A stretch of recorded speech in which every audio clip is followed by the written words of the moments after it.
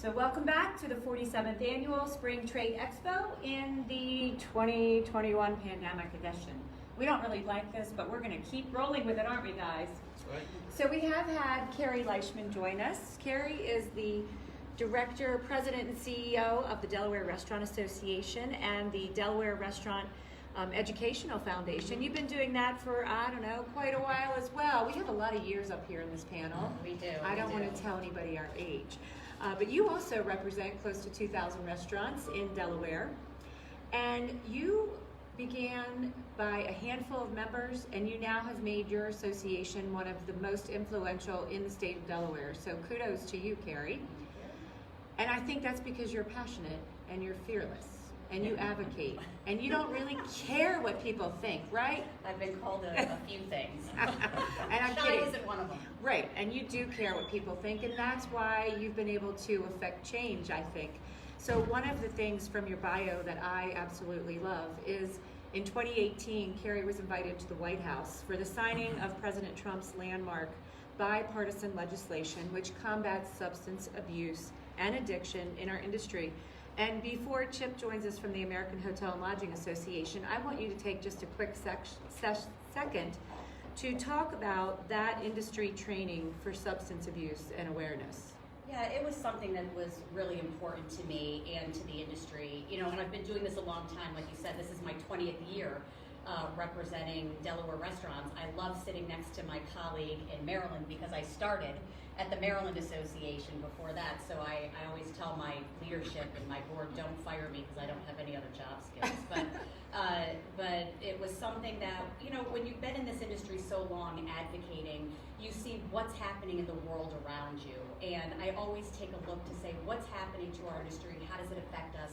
And then I move, what can we do about it? So we developed a training recognizing that restaurants are and their employees are stricken by substance abuse for so many reasons, not because we're a bad industry, but because we're young and, you know, we're a melting pot of people from all walks of life. So we put together a training for managers in the industry to spot it and to help people connect to care, because we don't have a second string.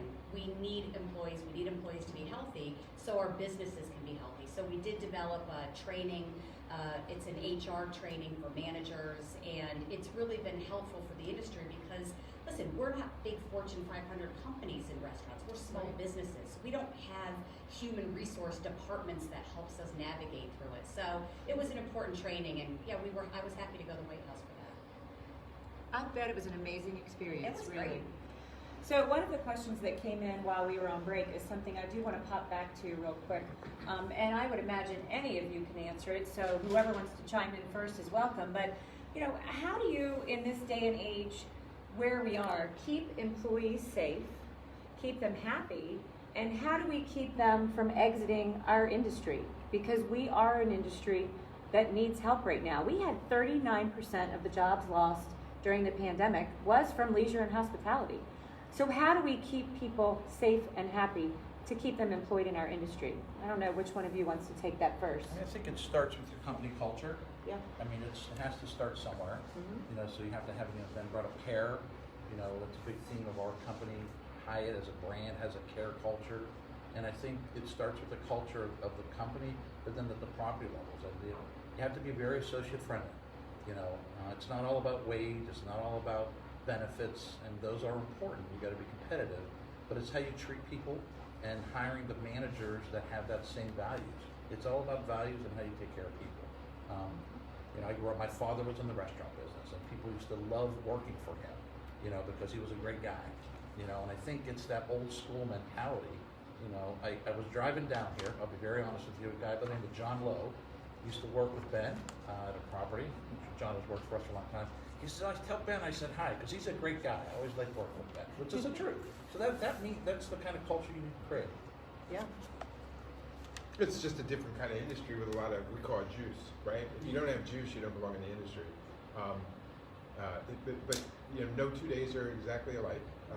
In fact, whether you work a day shift or a night shift, it's completely opposite. It's completely different. And you know, people say anybody can make it in this industry, and we've always said if I hire you and you're setting a banquet room, or if you're cleaning a guest room, and you're still doing that a year from now, that's probably because of what you want to do, because there's always opportunities to get ahead.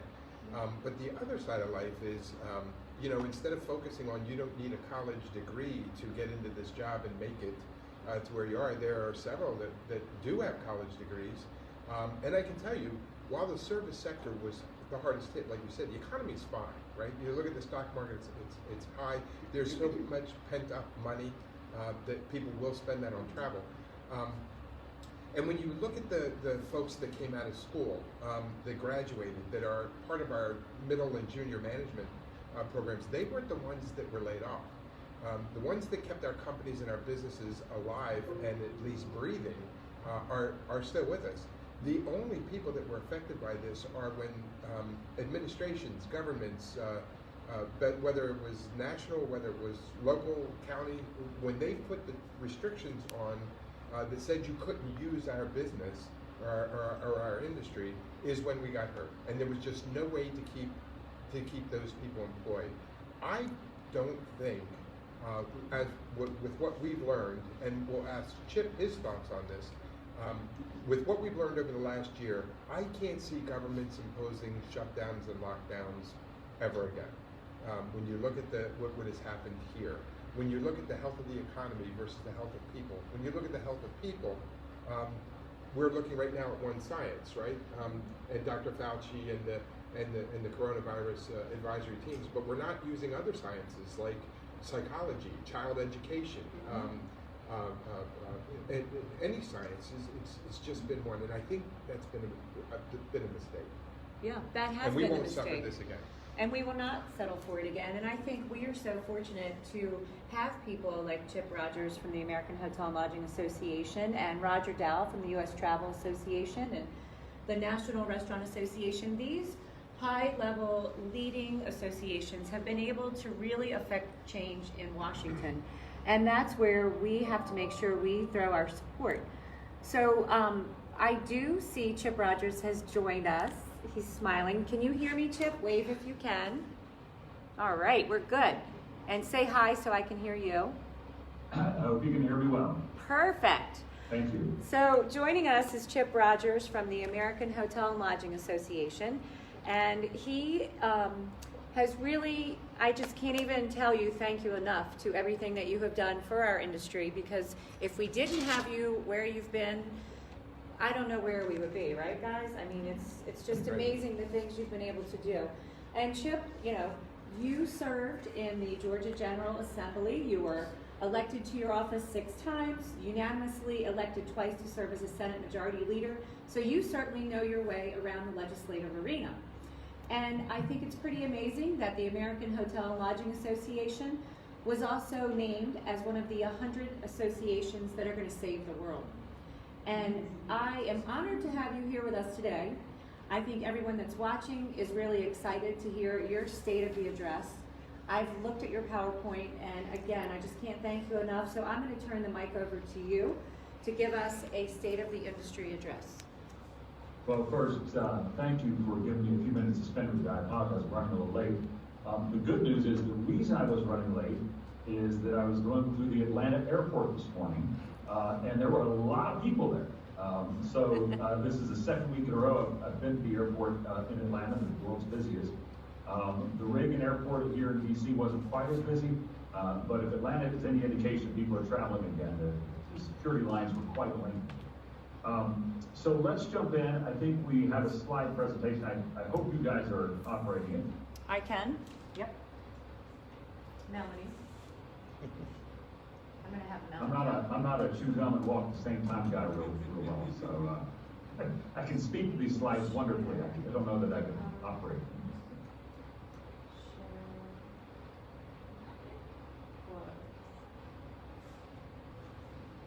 This is Melanie, who is our Worcester County Tourism and Economic Development Director. Say hi, Chip.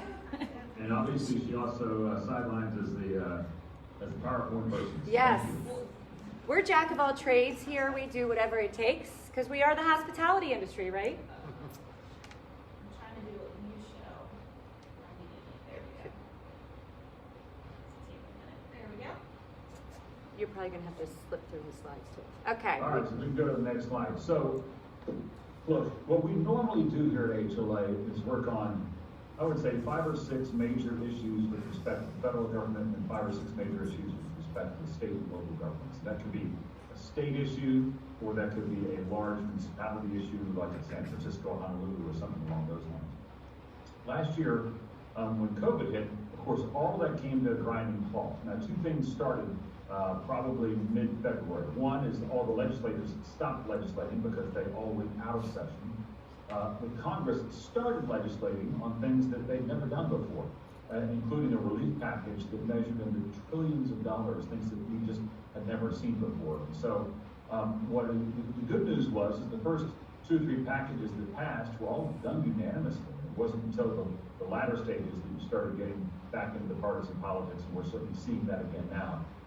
But the early stages were very positive, and we were first in line. As we saw what was happening in Asia in late January and early February, we knew that we needed to start advocating on behalf of the industry because it was headed our way. And so hotels, cruise ships, airlines, restaurants were really at the front of the line to make sure that the packages that were being created were going to help us. We could go to the next slide. It should be some things pop up on this one. There we go. So, if you remember the big CARES package, which was actually the 3rd piece of major legislation that passed, but it was the one that included the money for industry, it had 2 programs in that package that were really meant to help all businesses across the board, small businesses and medium-sized businesses and even large businesses. The first one was PPP, and I will give Congress an A+ on that. It was really well designed, given that they didn't know the circumstances of the economy, the virus, or anything else at the time they were designing it. They made sure that it went through the Small Business Administration without creating a new layer of government so that people could gain access to it the same way they would an SBA loan. Now, the reason that was so important is because that infrastructure already existed, and the Small Business Administration deals with employers of 500 or less. Now, I'll get to that in just a second. The second part was the Main Street Lending Act, and I'll talk briefly about that in a minute because there's not a lot to say about it. But the first one was PPP. We lobbied to get the PPP, but inside the PPP, one of the rules that was created for hotels and restaurants was a waiving of the affiliation rule. And that was really, really important because under current law, any business that has more than 500 employees is not considered a small business. And let's say you had 4 hotels and maybe your ownership group owned some restaurants and some daycare centers or extended or senior living centers or whatever. If all of those businesses combined had gone over 500 FTE, your individual hotel would not qualify for the PPP. And so we got them to waive the affiliation rule for hotels and restaurants to say that each individual hotel would be looked at solely on that particular property, no matter how large the ownership group was that owned that hotel. And so what that meant was, effectively, was that instead of the PPP covering about 2/3 of America's hotels, it actually covered about 98% of America's hotels, and that was really important. Now, as you can see on the document here, on the slide, there's a lot more things that happened. After the PPP was in place for a number of months, we realized that it definitely needed to be extended, and we were able to get the PPP Flexibility Act passed, which allowed you to really maximize the use of those PPP funds in a way that you would not have been able to do so without that Flexibility Act. So that was incredibly important, almost as important as the PPP itself. You can see later on the document here some of the other areas we had victories on. Freezing the per diem rates, as you know, not just government travel, but many private organizations base their travel rates on the federal per diem. We've frozen it for 2021. We're trying to get that done again in 2022. We've got legislation that's about to be introduced that will do exactly that. The 5-year carryback on net operating loss is a huge tax benefit, as is the employee retention tax credit. Now, if you're an owner and you haven't looked at this employee retention tax credit, you really need to do so. There's a significant benefit in using that ERTC, so make sure that you do that. And then finally, the big success we had at the end of the year around PPP was getting the second round of PPP, which allowed you, if you had already taken out the first round of PPP, you could go back and get a second round of PPP. And by the way, there's still money available for that second round of PPP. And so that's really important. You haven't taken advantage of it, that you need to do so. So those were just a few of the many, many victories we had at the federal level.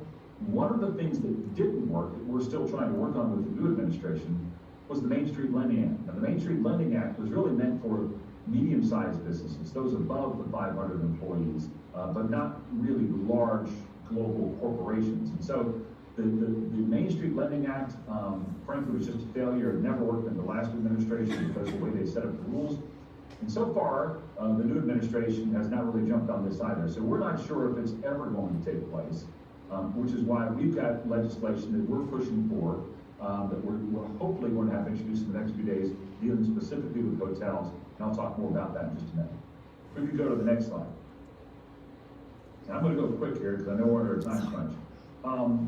I've been on a lot of TV shows this year, not necessarily because it's my favorite thing to do, though I do enjoy it, but because the industry has really been hit in a way that causes a lot of attention to be drawn to us. And that's important because we've got to tell our story. If we don't tell our story, we can't create our narrative, and we can't create our narrative, we can't get legislation passed that helps us. To put this in context, 2019, our total media impressions was about 2.5 billion. In 2020, it went to 37 billion. If that gives you any ideas of just how interested folks were. And on top of that, I kind of have a policy, anytime, anywhere, if the media wants to ask me a question about how our industry is doing and what can be done to help, I will respond on any media platform in an effort to get that message out. Next slide. It's probably no surprise that many of the things that we do are a lot more popular these days. You can see from our social media to our webinar series, that's to our website. It's all really jumped during the pandemic, but there's something on the left hand of this screen there I want you to take notice of, and that's the front desk feedback survey. If you get this in your email, please respond to it. It really helps us. We use this information to give to policymakers all across the country. We've had our front desk feedback survey referenced a number of times during congressional hearings, during U.S. Senate hearings.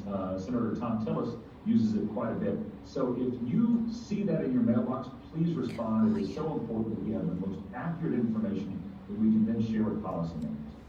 Next slide. We also, for the first time this year, released it's our inaugural State of the Industry report. It's free on our website, so please check it out. A wealth of information about where we were, where we are, and where we're going to be as an industry. I think you'll find it extremely helpful in planning what you're looking forward to.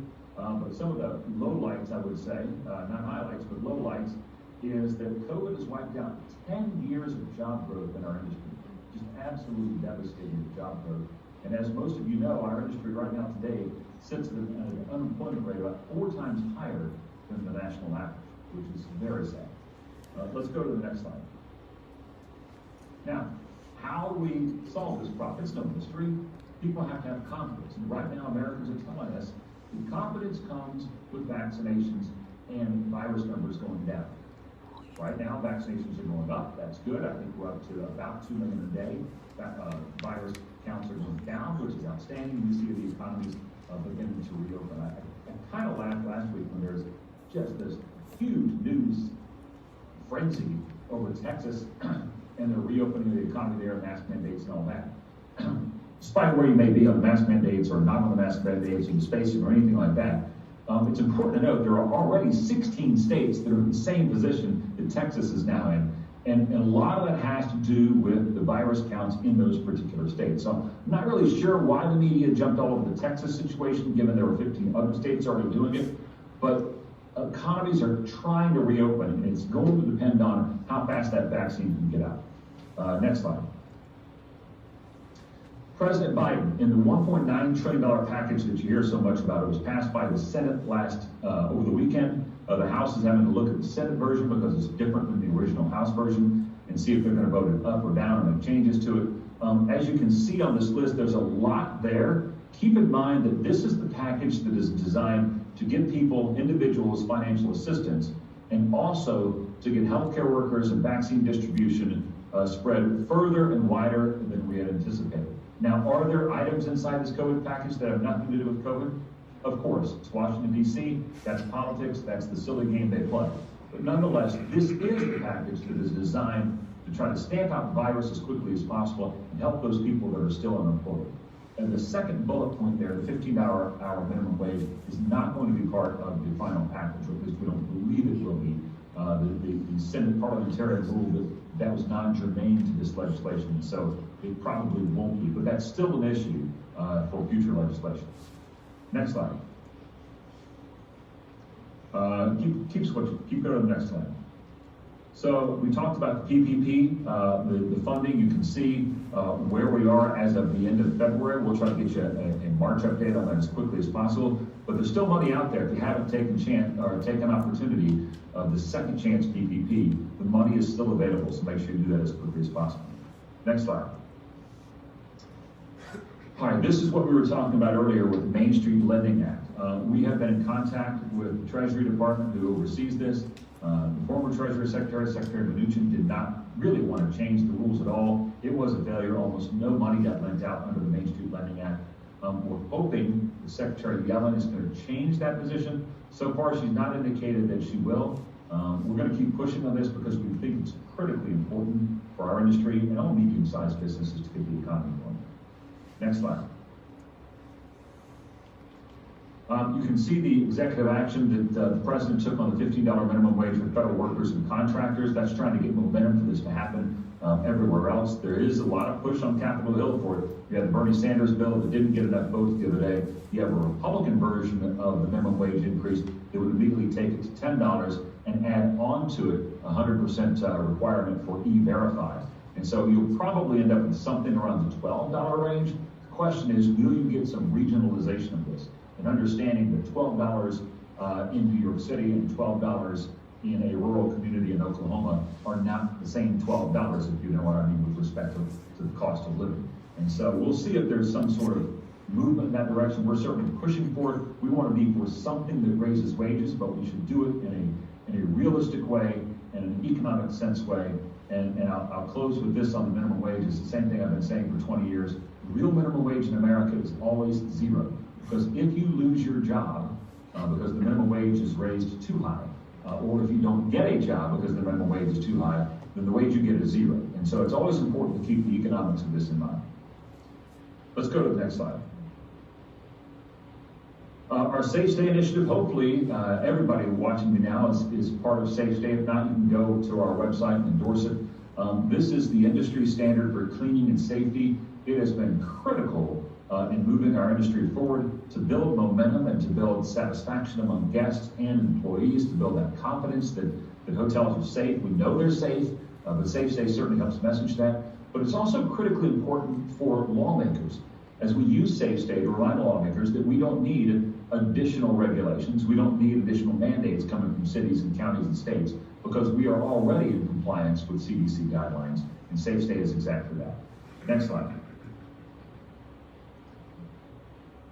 We have been working with the federal government and state governments to get employees, hotel employees, raised up for the levels for vaccinations. As you know, we were successful with the CDC. They put hotel employees at 1C, but we've also got another handful of states, Hawaii, Nevada, and a few others, that have raised them to 1B. And we'll continue to work at the state level to get employees at a higher rate. But with the increased access to vaccinations, hopefully this is just a math problem that will take care of itself in about the next 8 weeks. Next slide. All right, this is one of the last things I'll say. If you remember anything from my presentation today, please sign up for Hotels Act. Maryland is a perfect example. I'll give you this story and then I'll shut up and get out of your way. Hotels Act is our grassroots initiative. It is free. I'll say that again. It's free. It's easy to sign up for, and it takes about 90 seconds, so it won't take much part of your day. Go to hotelsact.org and please sign up for it. What this does, it allows us to communicate from you to your elected officials with messages that we pre-populate for you, messages that we create or that we create on your behalf. The reason this is so important is just used it in Maryland a few weeks ago. If I would have told you a year ago we were using Hotels Act in Maryland to contact Maryland legislators, we probably would have generated about 1,000 messages total. This year, just a few weeks ago, we did it again, and we sent messages to Maryland lawmakers using Hotels Act, and we were able to generate over 19,000 email messages. That's the difference that a year makes. That's why it's so important. We use this in Congress, we use this in cities and counties and states all over the place. We went from 4,700 members to over 100,000 just last year. I should say over 50,000. We want to take it over 100,000 this year. We need your help. It's free, it's quick, and it's simple. Next slide. I think that's it. All right, I got in just under the time frame, or just past the time frame. I'm glad to take any questions if you have time. If not, I completely understand. Well, Chip, thank you very much. Very enlightening, and we will certainly help you get out hotelsact.org. We have a great big email system that we use. I know you know Ben Seidel and Vince DeFonso very well because they both have been on your board. Ben would like to ask you something if you have just a second for him. I got all your time, especially for Ben. Hey, Chip, one of the things that you did under your leadership that has led to all of this is what you've done with our hotel pack. I'm a proud contributor to that. And if you could give a 40,000 foot view of one, and very importantly, where we are in Washington, D.C. with our pack and the status of it. And two, what have we been able to accomplish because of that? And should there be an ask of anybody watching this that wants to come aboard and help do what you've been doing? Well, look, money is the milk of politics, right? There's no way of getting around that. The fact of the matter is that PAC, the Political Action Committee, is what opens doors to relationships. Relationships are what opens doors to advocacy for your particular position. If you don't have a relationship, you've got no chance to advocate for your position. And if you don't have a PAC, you can have a real hard time creating that relationship. This is the bottom line, it opens doors. Now, where are we? We're at the top of the heap. The AHLA PAC is among the 2% of the largest PACs in Washington, D.C. And because of that, we've been able to achieve many of the things that we've talked about over the last 20 minutes. We've created those relationships, we've been able to get with lawmakers and tell them how our industry has been impacted. And if we don't tell that story, no one's going to tell it for us. And again, we can't tell the story without the relationship. So we urge everyone, whether it's $1 or the maximum by law, $5,000, to please contribute to Hotel PAC. You can find it on our website. It is so critical for us to accomplish the things that we must be able to accomplish to defend our industry. You think about the economic impact of just the PPP, the billions and billions and billions of dollars that hoteliers have gained access to through the PPP, and you think about how small the PAC is, even though we're part of the 2% of the largest, it is minuscule compared to the influence that we can use it for if we're opening the right doors. So, look, please help with the PAC. We encourage everyone to participate. You can find it on our website. Thank you. Vince, any questions for Chip? And Michael, you're over there monitoring Facebook. Are there any questions from Facebook for Chip? No. Okay. So, Chip Rogers, thank you so much. I'm not going to hold you up. I know you are a very busy man. So we really appreciate your giving us the state of the industry. And for anyone watching, I do have the presentation and I will certainly email it to you. And again, just thank you, thank you, thank you. Can't thank Thanks you for enough. all you guys do. I really appreciate it. I look forward to being out there probably sometime in June and July. Call us when you're in town. Okay. Thanks, guys. Thank you. Bye-bye. So for those of you watching Facebook Live, we are going to take a 2-minute break. It will be just a 2-minute break, and then we're going to come back and we're shifting our focus to restaurants. You lodging guys can stick around for the restaurant portion if you'd like. Love to have you because I'm sure they do intersect. But join us back here in just 2 minutes.